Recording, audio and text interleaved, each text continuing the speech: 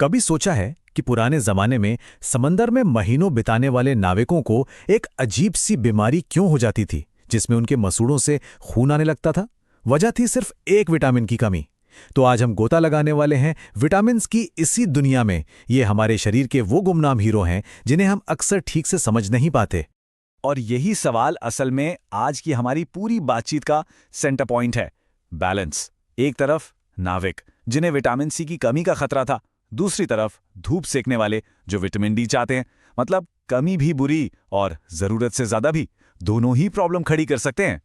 तो सीधे सीधे समझें तो विटामिन हैं क्या? ये हमारे शरीर के वो छोटे छोटे साइलेंट वर्कर्स हैं जो पर्दे के पीछे रहकर ये पक्का करते हैं कि हमारी बॉडी की मशीन एकदम स्मूथ चलती रहे। तो आगे हम क्या क्या देखने वाले हैं? पहले तो समझेंगे इन गुमनाम हीरोज को, फिर देखेंगे कि इनकी कमी से क्या होता है। इसके बाद कुछ विटामिन्स पर खास नजर डालेंगे, उनके ओवरडोज के खतरों को जानेंगे और आखिर में वो सबसे जरूरी चीज, सही बैलेंस कैसे बनाया जाए, इस पर बात करेंगे। चलिए तो सबसे पहले इसी पर बात करते हैं कि आखिर होता क्या है जब ये जरूरी विटामिन हमारी डाइट से गायब हो जाते हैं। देखिए, विटामिन की कमी का मतलब सिर्फ थोड़ी थकान या कमजोरी नहीं है। नहीं, ये एक सीरियस प्रॉब्लम हो सकती है जो पूरे के पूरे सिस्टम को हिलाकर रख दे। सोचिए, सिर्फ विटामिन डी की कमी से हड्डियां इतनी ज्यादा कमजोर हो सकती हैं कि जरा सी चोट पर ही टूट जाए।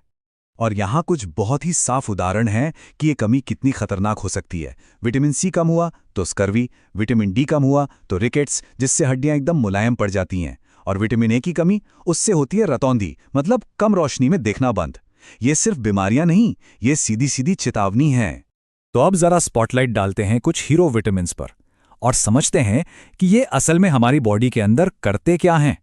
और लिस्ट में सबसे पहले हैं विटामिन सी। हम इसे कह सकते हैं शरीर का मास्टर आर्किटेक्ट या निर्माता। क्यों? क्योंकि ये एक बहुत ही जरूरी चीज बनाने में माहिर है, और वो चीज है कोलेजन। कोलेजन को आप शरीर का सुपर ग्लू समझ सकते हैं। यही वो प्रोटीन है जो हमारी स्किन, हड्डियों और जोड़ों को एक साथ मजबूती से पकड़ कर रखता है। और इस सुपर ग्लू को बनाने वाला मास्टर कारीगर कौन है? जी हां, विटामिन सी। तो ये काम कैसे करता है? पहली बात, ये कोलेजन के स्ट्रक्चर को स्टेबल करके उसे मजबूती देता है। दूसरा, ये एक एंटीऑक्सीडेंट की तरह उसे डैमेज होने से बचाता है। और तीसरा, ये शरीर की सेल्स को सिग्नल देता है कि भाई और कोलेजन बनाओ। मतलब है ना कमाल का आर्किटेक्ट। हमारे अगले हीरो हैं विटामिन ई, यानी शरीर का गार्डियन या रक्षक। जैसा नाम वैसा काम। इसका मेन जॉब है हमारी सेल्स को बाहरी दुश्मनों से बचाना। और ये दुश्मन है कौन? इन्हें कहते हैं फ्री रेडिकल्स। इन्हें आप छोटे छोटे विलन समझ लीजिए जो सूरज की यूवी किरणों और पोल्यूशन से पैदा होते हैं। ये सीधे हमारी स्किन सेल्स पर अटैक करते हैं, जिससे झुर्रियां पड़ती हैं और स्किन वक्त से पहले बूढ़ी दिखने लगती है।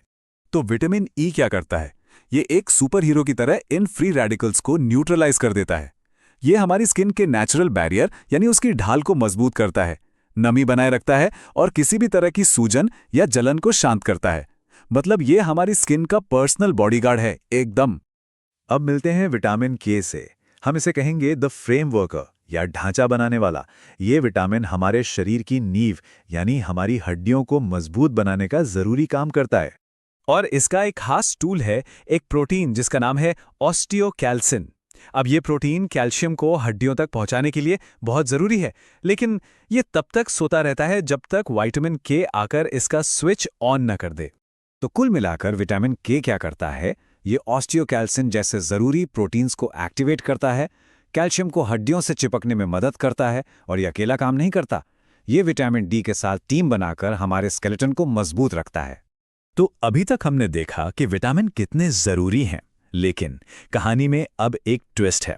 क्योंकि जब बात विटामिन्स की आती है तो जितना ज्यादा उतना अच्छा वाला फॉर्मूला काम नहीं करता। इस कंडीशन को कहते हैं हाइपर विटामिनोसिस, आसान भाषा में विटामिन टॉक्सिसिटी। ये आमतौर पर तब होता है जब लोग सोचते हैं कि ज्यादा सप्लीमेंट्स लेने से ज्यादा फायदा होगा, और नतीजा ये होता है कि बॉडी में विटामिन का लेवल खतरनाक हद तक बढ़ जाता है। तो सवाल यह है कि कुछ विटामिन ज्यादा खतरनाक क्यों हो सकते हैं? इसका जवाब छिपा है उनके टाइप में। देखिए, विटामिन दो तरह के होते हैं। एक होते हैं फैट सॉल्युबल यानी ए, डी, ई और के। ये हमारी बॉडी के फैट में जमा हो जाते हैं।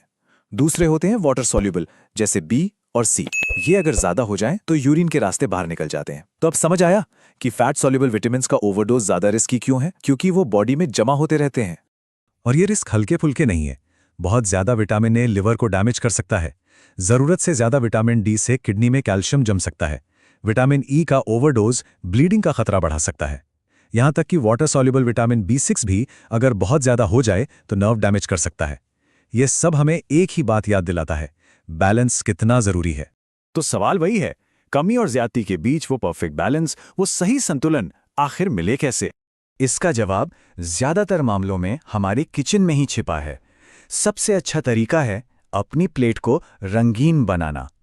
विटामिन सी के लिए खट्टे फल और शिमला मिर्च, विटामिन ई के लिए बादाम और पालक, विटामिन के लिए केल जैसी हरी पत्तेदार सब्जियां, और विटामिन ए के लिए गाजर और पपीता। नेचर ने हमें लगभग हर जरूरी चीज दी है।